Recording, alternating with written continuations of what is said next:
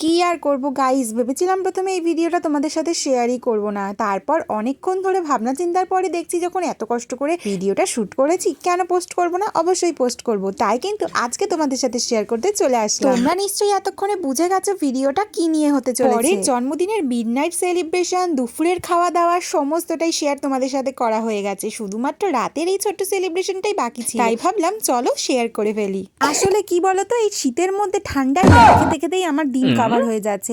তোমাদের সাথে পোস্ট করব ভাবতে ভাবতে এতগুলো দিন মাঝখানে আমি কাটিয়ে ফেললাম, এডিটই করে উঠতে পারিনি। আর কি পোস্ট করব বলো। তোমরা কিন্তু ভিডিওটা কেউ স্কিপ করো না, ভিডিওটা কিন্তু শেষ পর্যন্ত অবশ্যই সাথে থেকো। আমি কিন্তু দেখো রাত্রেবেলার জন্য একটা ছোট্ট কেক এনেছিলাম ক্যান্ডেল দিয়ে সাজিয়ে, এইবার দেখো সবাই চলে এসেছে। তোমরা যারা আমার ভিডিও দেখো তোমরা নিশ্চয়ই সবাই চেনো এখানে আমার ছোট্ট পরিবার, আমার মা।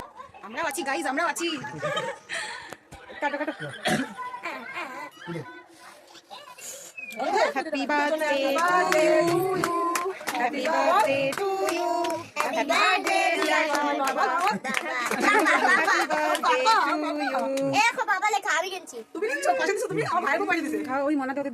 আমার মা বাবা আর শ্বশুর বাড়ি থেকে দিদি জামাই বাবু এদের নিয়েই কিন্তু আমার সমস্ত সেলিব্রেশন হয়ে থাকে, আর আমরা একসাথে অনেক অনেক মজা করি, যেগুলো তোমরা আমার কিছু কিছু ভিডিওতে তো অবশ্যই দেখেই নিয়েছো। আজকে আবার দিনটি ছিল 8ই ডিসেম্বর সানডে, আর আজকে আমাদের কল্যাণী সেন্ট্রাল পার্কে আসছিলেন কিন্তু হিমেশ রেশমিয়া। দেখো বরের কেক কাটা হয়ে গেছে, আবার আমার ক্রিমটা গালে লাগিয়ে দিয়েছে। এমনিতেই গালের উপর দুটো সুন্দরী উঠে বসে রয়েছে, তার মধ্যে আবার গালে ক্রিম লাগিয়ে। তো যাই হোক, একটু মজা করে নিলাম। এবার দেখো বরের জন্য একটু পায়েস করেছিলাম, তো দুপুরবেলায় পায়েসটা দেওয়া হয়নি।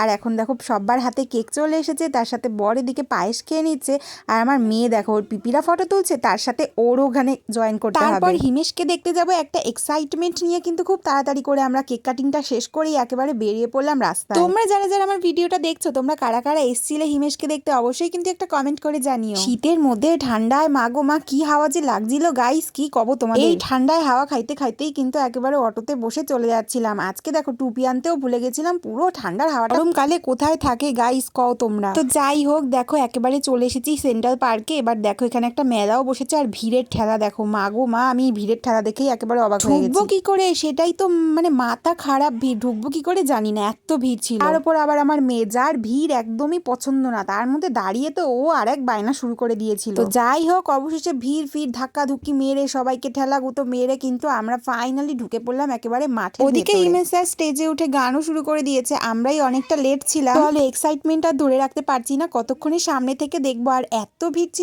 ছিল যে অনেকটা পেছনে দাঁড়াতে হয়েছিল।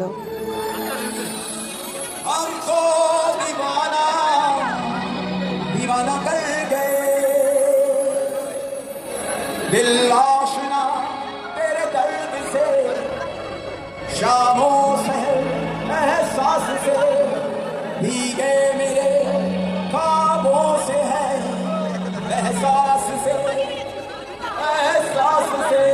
ऐसी लगन लग गई है,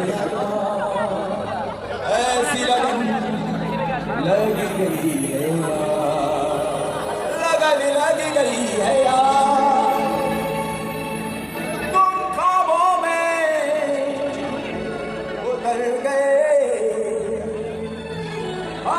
এই কনসার্টটা দেখতে গিয়ে একটা নতুন তথ্য জানতে পেরেছিলাম, আমার হাজবেন্ড যে হিমেশ রেশমিয়ার এত বড় ফ্যান ছিল একটা সময় আমার জানাই ছিল না। তো যাই হোক, যাকে সবসময় টিভির পর্দায় শুনেছি তাকে সামনাসামনি দেখতে পেরে অনেকটাই বেশ ভালো লেগেছে। এইভাবেই কিন্তু আমার সারাটা দিন আজকে কেটেছে, তো সমস্তটা তোমাদের সাথে আজকে শেয়ার করলাম। তোমাদের কেমন লাগলো জানাতে অবশ্যই ভুলো না, ভালো লাগলে অবশ্যই like comment share subscribe follow সমস্ত কিছু করে দিও। তো চলো আজকের মতো তোমাদের সকলকে জানাচ্ছি কিন্তু একেবারে টাটা, সবাই ভালো থেকো সুস্থ থেকো, দেখা হবে তোমাদের সাথে নেক্সট ভিডিও। ততক্ষণ কিন্তু অবশ্যই এই চ্যানেলটা সাবস্ক্রাইব করে রেখো।